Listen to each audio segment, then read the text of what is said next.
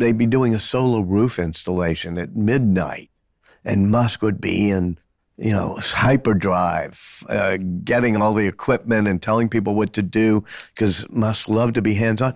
And I'd watch little X playing amid the cables and heavy equipment, and my instincts are like, go grab this kid and make sure he's safe.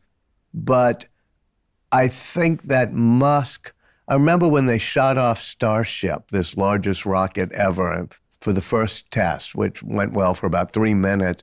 And afterwards, we're sitting down in South Texas at the launch pad behind it and having drinks in their fire pits. And Elon is there with his mother, May, his girlfriend, Grimes, and little X. And X is playing in a fire pit, just putting things in and my instincts are go grab the kid.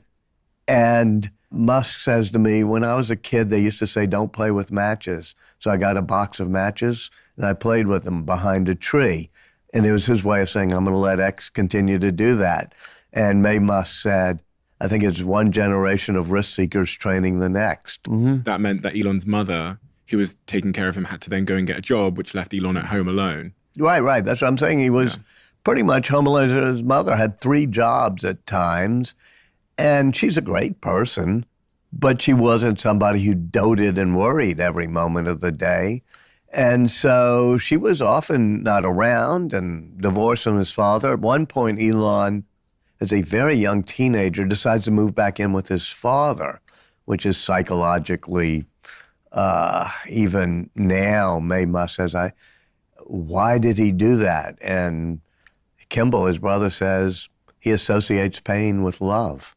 And Elon Musk says to me, adversity shaped me. It made me who I am. So there's a part of Elon Musk that loves drama and rushing into the fire. He associates pain with love. From your observations, do you believe that regardless of whether it's healthy or not, we tend to seek out the environment of our childhood when we're older? Because familiarity is almost sometimes seems to be more important to us than whether it's healthy. That's a brilliant observation, which is, because certainly with Elon Musk, he's almost always trying to recreate the drama, the turmoil of his childhood in apartheid South Africa, seeing people killed and having an psychologically abusive father. And I think we're all different. I'm personally somebody who had a pretty nice childhood. My parents were the sweetest, nicest, smartest people I've ever known. And I grew up in New Orleans and still go back there, still live with about 8 blocks from where I was born and see the kids I went to kindergarten with. And I love going back to that magical, we call it the green trees of our childhood. But it's also why I'm not driven. I'm not as a disruptor the way Jobs and Musk are. I'm a little bit more suited to being amused and watching disruptors. So my role is a little bit more as an observer